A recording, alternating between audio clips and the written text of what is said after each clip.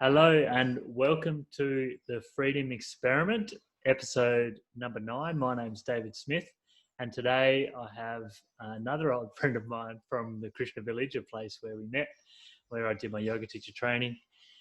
Jamie is a yoga teacher, meditation practitioner, and a permaculture enthusiast.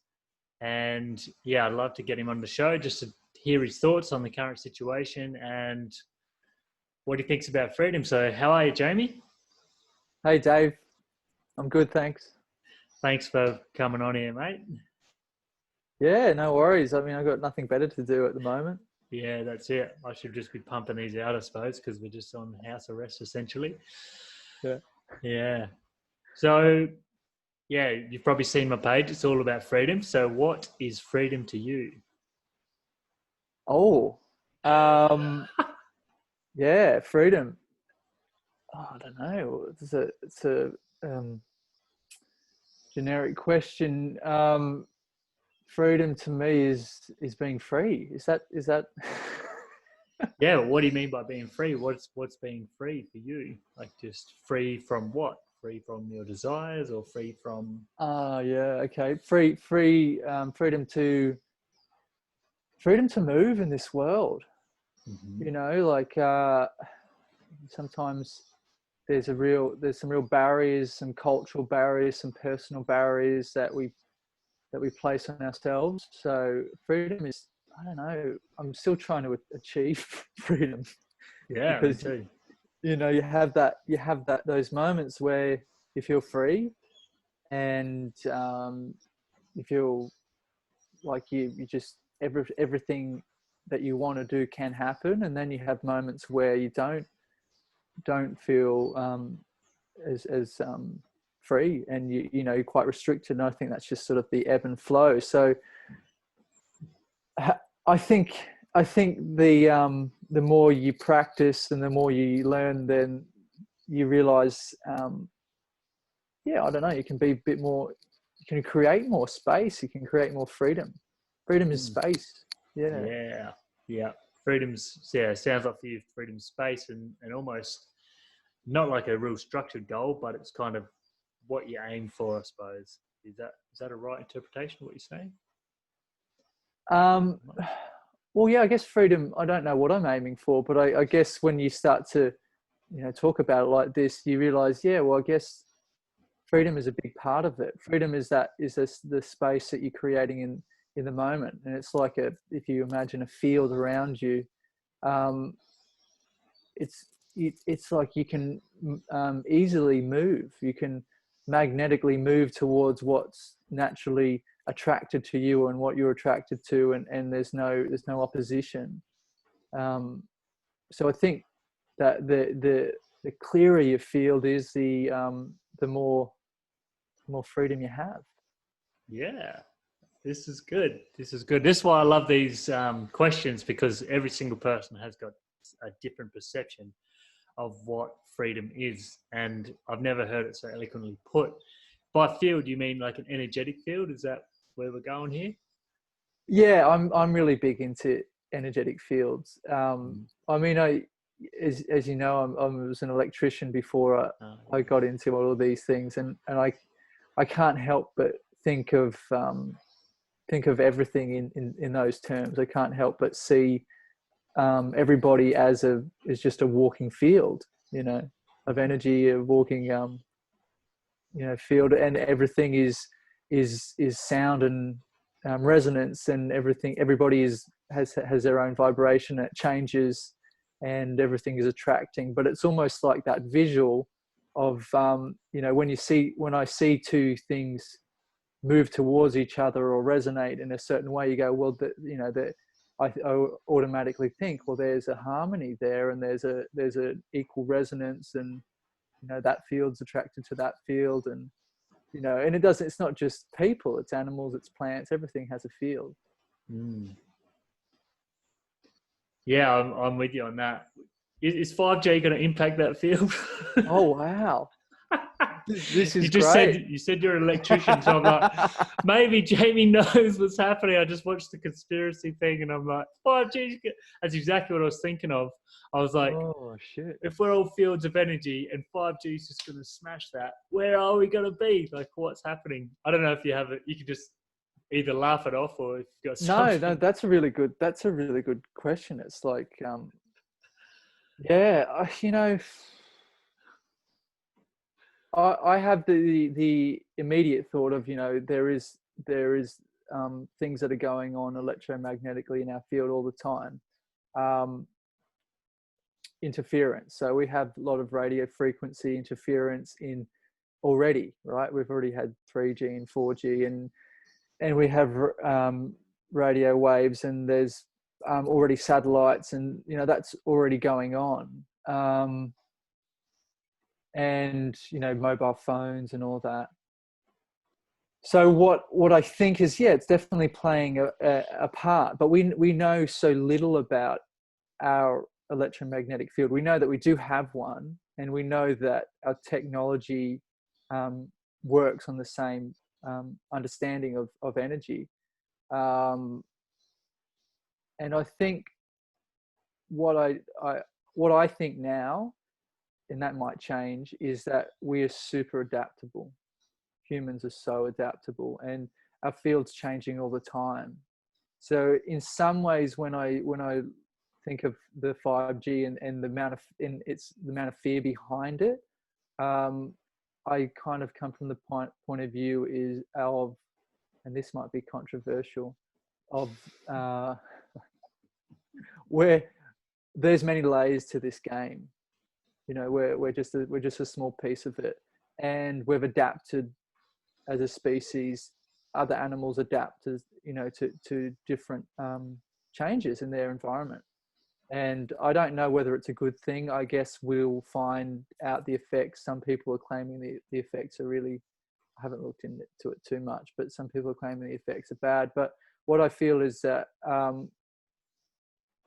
we will know when if it starts to affect us, and hopefully if it is a bad thing, we can go, well, this is not helping us, so can we change it? But yeah, my short answer is, I think our field is adaptable. We're always adapting in an environment, I think this is being highlighted because it's highlighting a small piece of, and just freeze framing it and focusing on that, when actually there's so much going on around our field, in our fields all the time, that people wouldn't be aware of. And just because somebody's made them conscious of this one aspect that's going to be in the field, it's like we're sort of glued to it in a maybe a dogmatic sort of way, or it triggers a certain part of us, which is not really taking in all of the information. If you know what I mean. I do, yeah. And it's coming through the lens of our understanding already, and there's always like a belief. Everyone has a belief system to some extent, and we kind of hold on to that because it makes us feel comfortable, or we learn how to let go of it and to maybe stay in the unknown more. I don't know if that relates or not. we stay in the unknown. I think, I just speaking from personal experience, I think I work better when I'm holding on to less beliefs. I think I've got caught in certain belief systems that I eventually became limited because I was expecting everyone else to believe the same thing.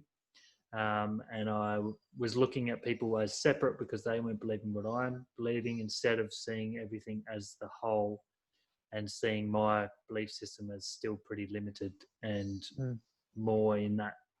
For me, it's easy to stay in the open space and discriminate what is real, what is true, and how I operate from that point. Yeah, I feel you there. I mean, the thing that sticks out there is that our point of view is a point, right? And that point of view we can relate. That's changed over time. You know, my point of view is different to what it was 2 years ago, and 2 years before that. It's a constantly changing thing. And then everybody else's point of view, like I've had points of view when I was younger that I couldn't see these other personality type. I couldn't see their point of view until I went through a phase where I identified more with that. You know, so it is limited, isn't it? These points, these sort of narrow looking at something, and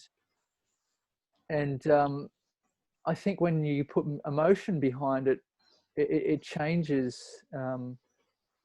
We become attached to that point of view, and we stop.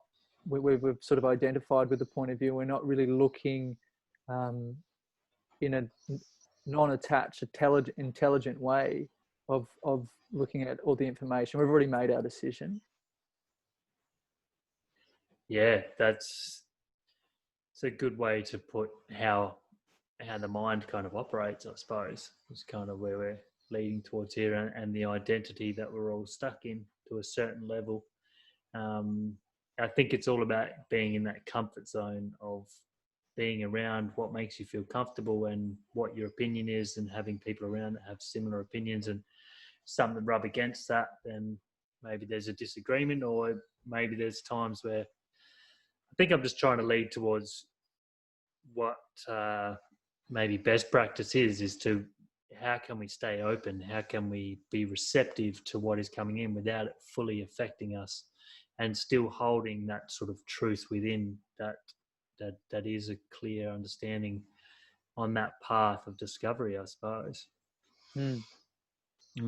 Yeah, I mean, my personal approach is to be aware of the information as much as feels necessary to be aware of at the time, but not be overloaded by the information. And especially, we live in a world now where we're so overloaded by information, and we have to digest everything that we take in. Well, we don't have to. I mean, I think people live in a body and a mind that is constantly convoluted with so much information, and then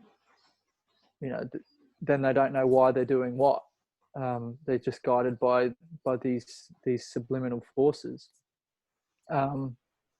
But I think for me, I'm a really slow digester. So I actually, in terms of information, I just take in little bite-sized pieces because it overwhelms me otherwise. And so I know my limitation with okay, I'll just take on a bit of information. I'm emotionally processing that. Emotions are energy moving in my body, processing, digesting that down, and really seeing and feeling what does that information mean to me.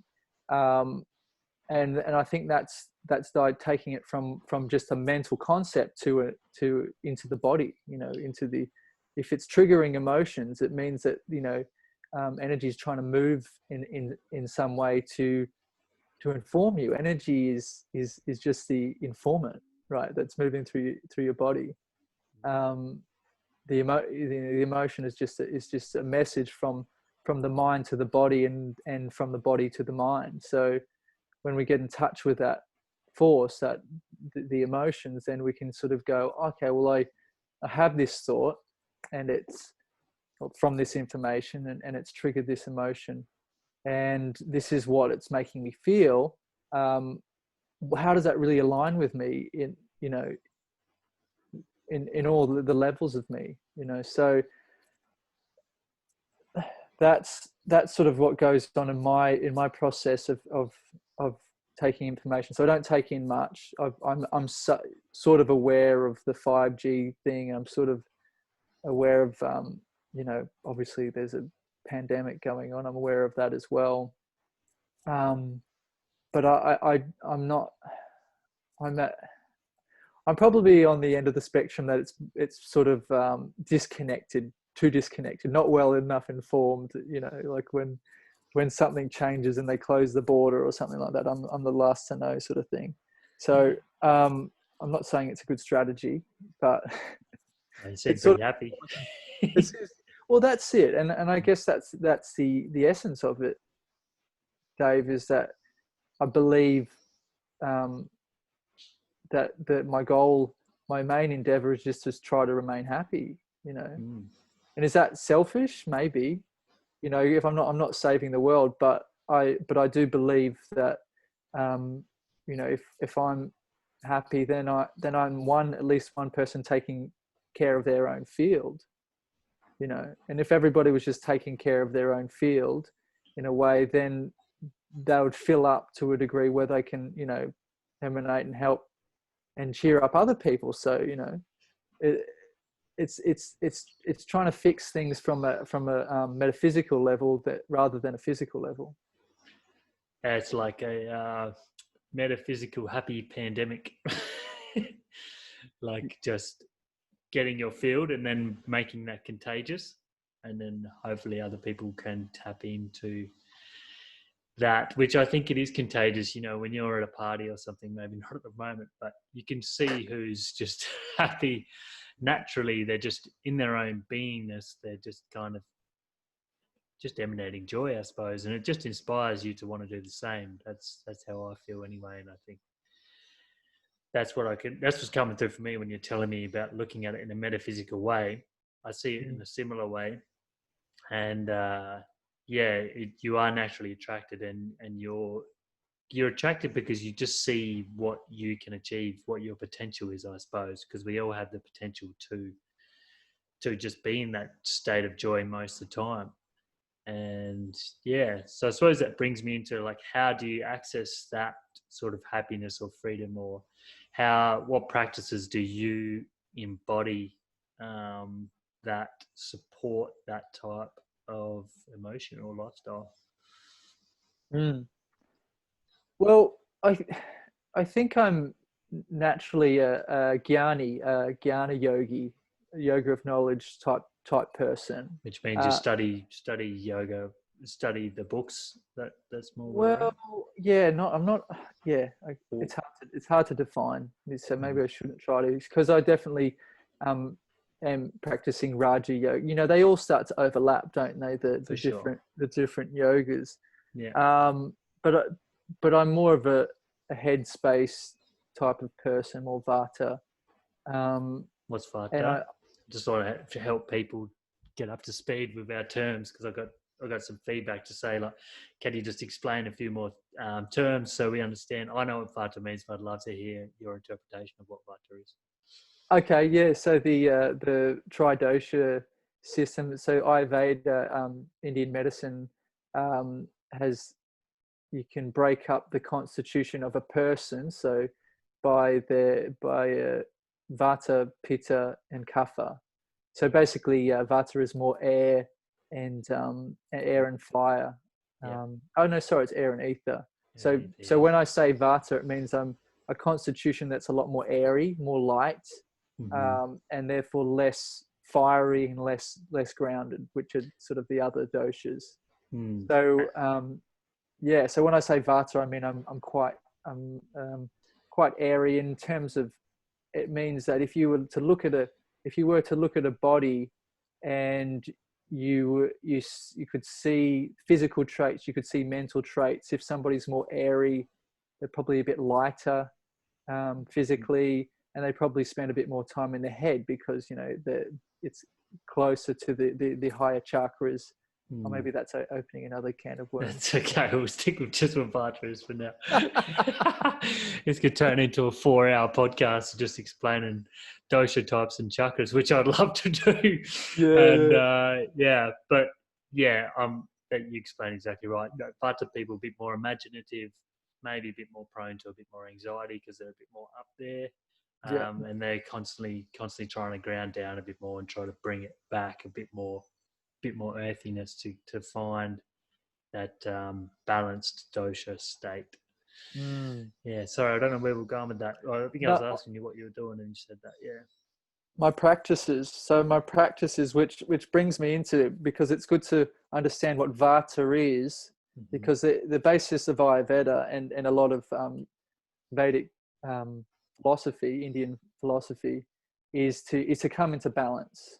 You know, So a practice that would work for me would bring me into balance, but for somebody who's a different dosha, it might actually take them further out of balance. So that's why it's not a one size fits all practice. And we're not, we change throughout our lives as well. So some, you know, practices that I did, I don't do now, because I've sort of, you know, you recalibrate and then you retest and see, what do I actually need to come into balance, which is always a checking in with your own intuition. What you know, where have I come, what have I let go of, and what am I working with now? So so what I'm doing at the moment is I'm actually getting more into my body. I'm surfing again. I'm doing long walks on the beach. I try to do a bit of jogging, but it hurt my Achilles heel. Actually, I was really sore. It's been a while, so and that might not seem like that might not. I keep a constant meditation. I've been meditating sort of like an hour a day or more for the last, I don't know, like 5 or 6 years, which is for the mind. The mind, that, you know, it's always my. And then within meditation, what I would do it. Sometimes I'll do a real sort of fiery type meditation where I'll be really intensely focused on something in particular.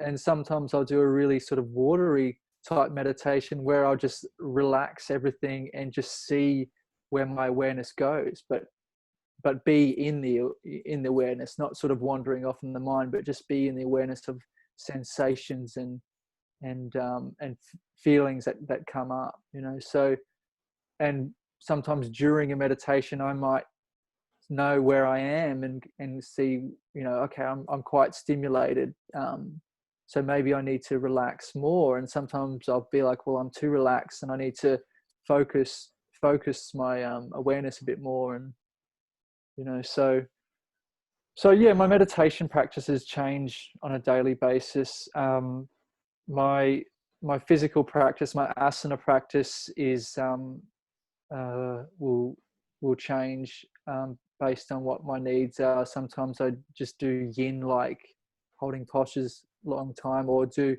more hatha, which is holding the postures for a long time, but with more of an engagement and movement of prana in my body. Sometimes I do some really yang. My mind's nowhere near my body, but I'm doing some real sort of like vinyasa type flow and yoga or something. Yeah. Yeah, some power yoga. And I don't have I don't know, I have weeks where I feel like the need to get really physical, and I have uh I have weeks or even days where I just feel like I just need to do a lot of, you know, get in my body and breathe into my body. And, you know, and I think that's going with the seasons and going with you know, what the cosmic rays are sending you on that day, what's triggering you on that day. And we've got, you know, a range of techniques. You know, you as you know, Dave, after practicing and getting familiar with your own body, you know what works for you, and you've learned different ways. And I think what I've realized, when I used to just do yoga and meditation, I thought I have to do it strictly this way that I was taught. And it's like playing an instrument. When you first learn, you sort of have to learn quite rigidly and really focused. And then you can sort of, at some point, you can just sort of let go and have fun with it, and know that you're still in that realm. Yeah, totally resonate with all those things you're saying. I think I've been on a similar journey of having very strict, structured practices at certain times, and then kind of realize what the goal is, and then just it is about understanding the body and what it needs, and everyone's mind and unique expression is so different. So everyone has different needs, but I think maybe we're a bit privileged to be able to have these to access, and that's probably what's inspiring me to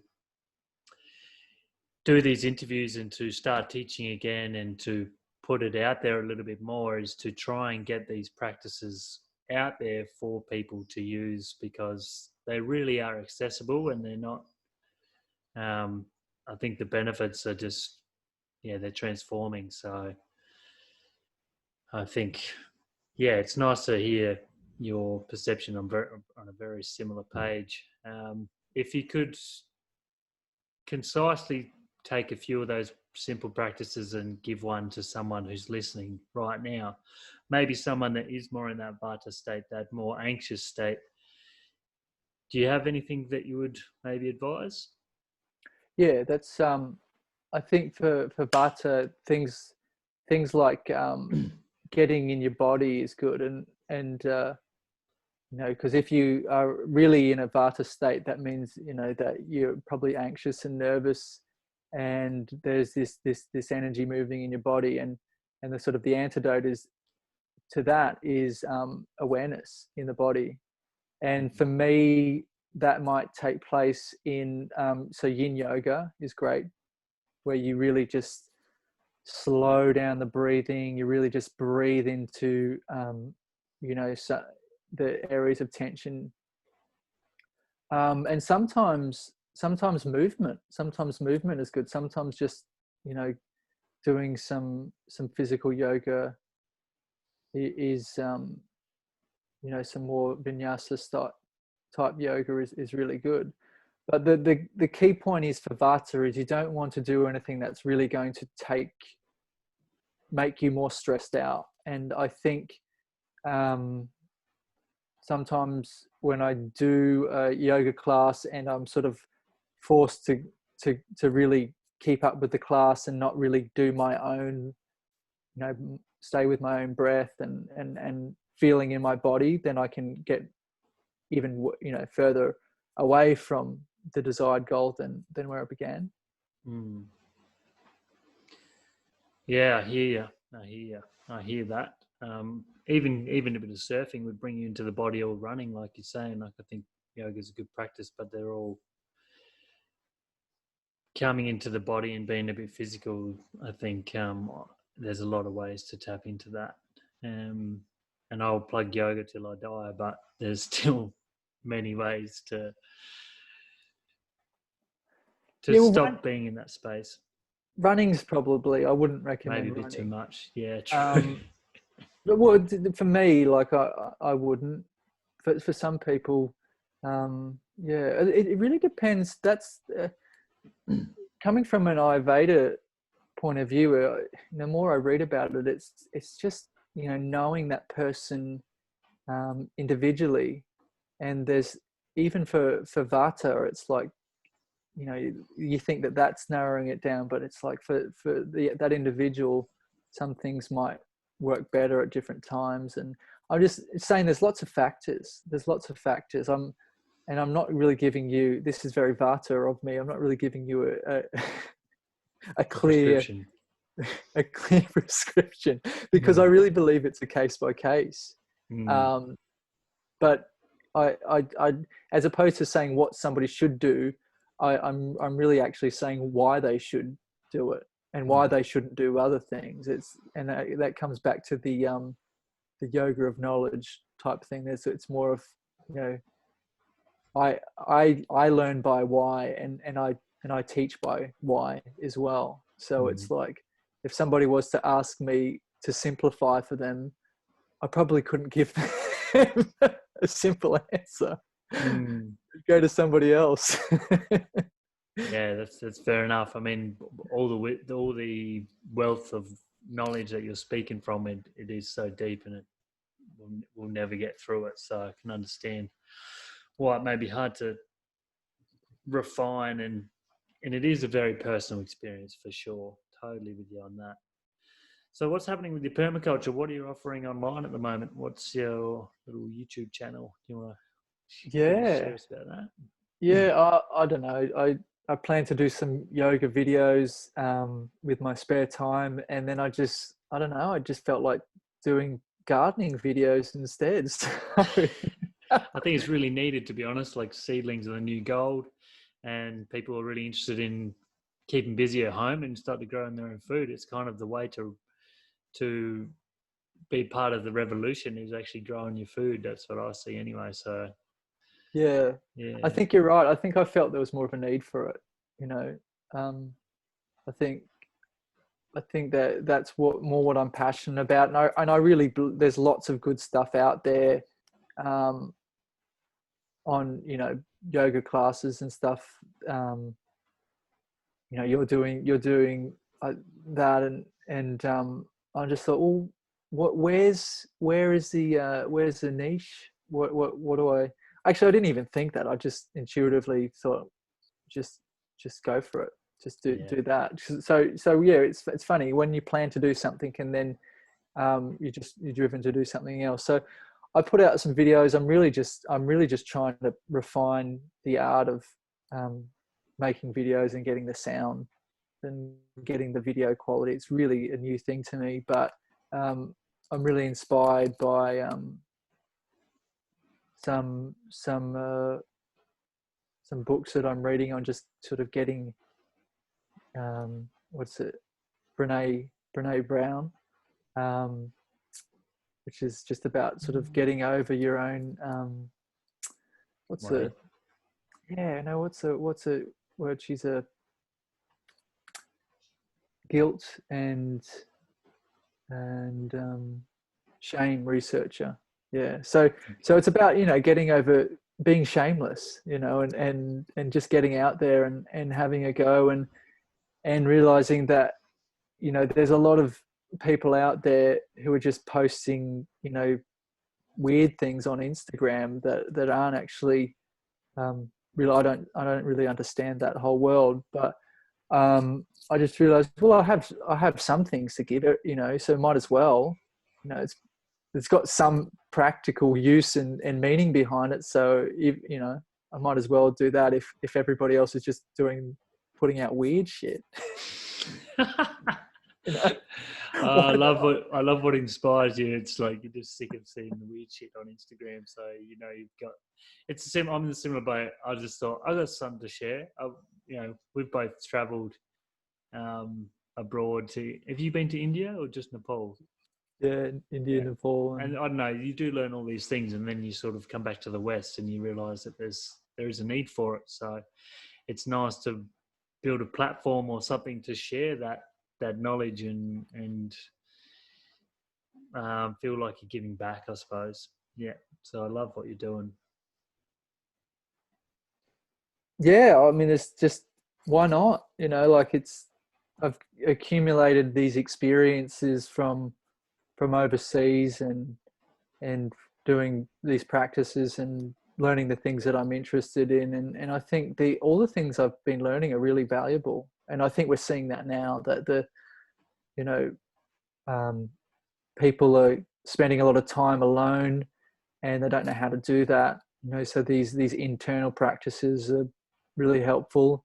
And then people are spending a lot of time at home. So also, what am I going to do to cultivate my own garden? So the yoga could be seen as cultivating the inner garden, and permaculture is cultivating the outer garden, Mm. and the beautiful thing is that they both have a symbiotic relationship. What you're learning internally totally manifests to what you're doing. You don't realize it until you go, oh wow, that's quite strange how connected that my internal experience is to my what I'm planting and what I'm learning in nature. Yeah. Oh, I think I'm going to have to leave it at that because that is just a great way to finish it. It's the symbiotic nature between the inner world and the outer world. So eloquently put, inner world watering your yoga, supporting your inner world, and permaculture supporting the outer world, and then finding the symbiotic. I'm going to use that word again, Jamie. I knew that's why I got you on here.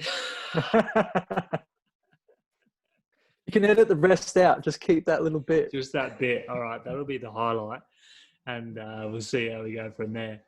So, thank you so much for joining me today, brother. I really enjoyed our chat about the energetic fields, yoga practices, Ayurveda. It's all there. So, thank you so much.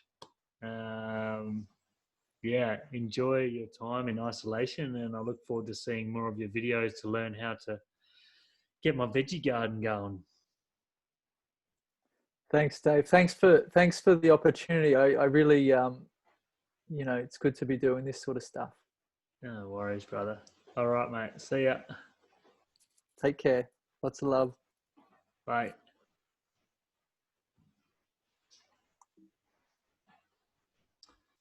Okay, Jamie Coles. What an interesting guy. The Yanni Yoga permaculture enthusiast.